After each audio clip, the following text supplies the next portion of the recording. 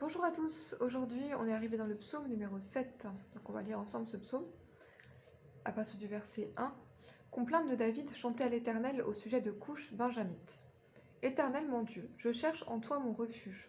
Sauve-moi de tous mes persécuteurs et délivre-moi, afin qu'ils ne me déchirent pas comme un lion qui dévore sans que personne vienne au secours. Éternel mon Dieu, si j'ai fait cela, s'il y a de l'iniquité dans mes mains, et si j'ai rendu le mal à celui qui était paisible envers moi, si j'ai dépouillé celui qui m'opprimait sans cause, que l'ennemi me poursuive et m'atteigne, qu'il foule à terre ma vie, et qu'il couche ma gloire dans la poussière. Verset 7. Lève-toi, ô Éternel, dans ta colère, lève-toi contre la fureur de mes adversaires. Réveille-toi pour me secourir, ordonne un jugement. Que l'assemblée des peuples t'environne, monte au-dessus d'elle vers les lieux élevés. L'Éternel juge les peuples, rends-moi justice, ô Éternel, selon mon droit et mon innocence.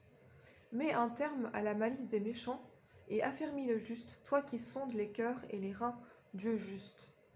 Mon bouclier est en Dieu, qui sauve ceux dont le cœur est droit. Dieu est un juste juge, Dieu s'irrite en tout temps. Si le méchant ne se convertit pas, il aiguise son glaive, il pointe son arc et il vise. Il dirige sur lui ses traits meurtriers, il rend ses flèches brûlantes. Voici le méchant prépare le mal, il conçoit l'iniquité et il enfante le néant. Il ouvre une fosse, il la creuse et il tombe dans la fosse qu'il a faite.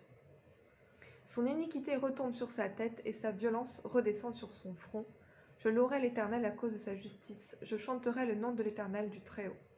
Donc un très beau psaume. Ici le psalmiste invoque la vengeance de Dieu contre ses ennemis.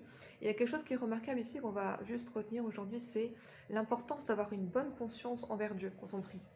Si on reprend quelques versets, je vais essayer de retrouver ces versets pour vous. À partir du verset 4, verset 5 et verset 6, vous allez voir que le psalmiste en fait défend son innocence et sa droiture devant Dieu. Donc c'est vraiment quand on a une bonne conscience envers Dieu qu'on peut prier ce genre de prière. Et vous savez que nous les chrétiens aujourd'hui, on n'est pas censé se venger nous-mêmes, mais il est tout à fait possible d'invoquer la vengeance de Dieu. Et c'est ce que fait le psalmiste ici. Gloire à Dieu, bonne journée à tous.